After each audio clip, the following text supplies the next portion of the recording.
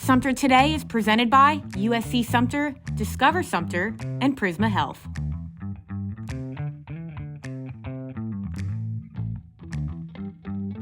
It's kind of coincidental that it happened that way, that we had to, that we get to honor all our people with this big event coming up and say thank you for what you do, or we're going to need you a lot more in the next few days.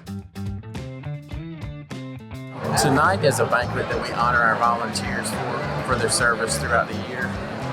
We try to do it every year. And of course, COVID has interrupted that for the last few years, and we've not been able to do it.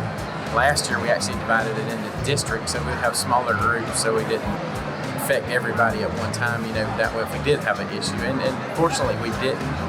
This is the first year we've come back since COVID and got everybody together and had a really, really good showing. I think we really had a packed house tonight, and the volunteers do a lot for us every day.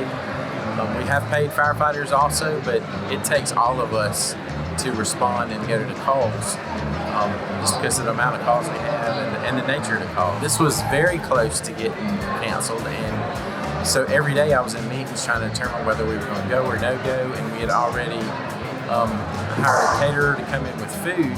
Of course, they have to start preparing before the day of the event, and so we were up until yesterday morning when we finally said we have to make a decision based off the information we were getting from the news media, from the Weather Channel, is that we would go ahead and move forward with it, that everybody'd still be safe to come.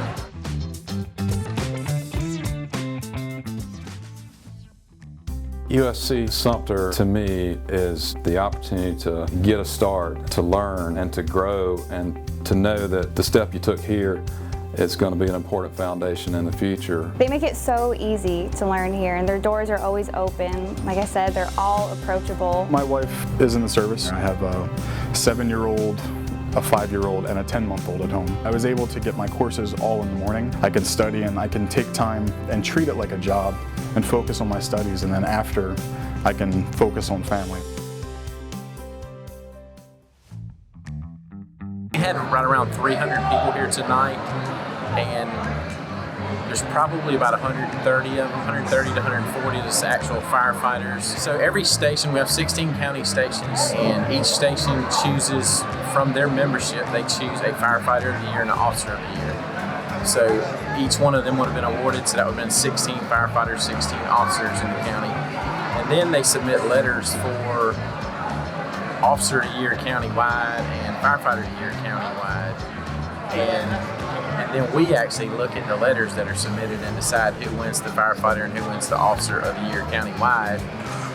And those are somebody that kind of steps out every day, that's always there. And of course, we had 2 people this year that really stepped up.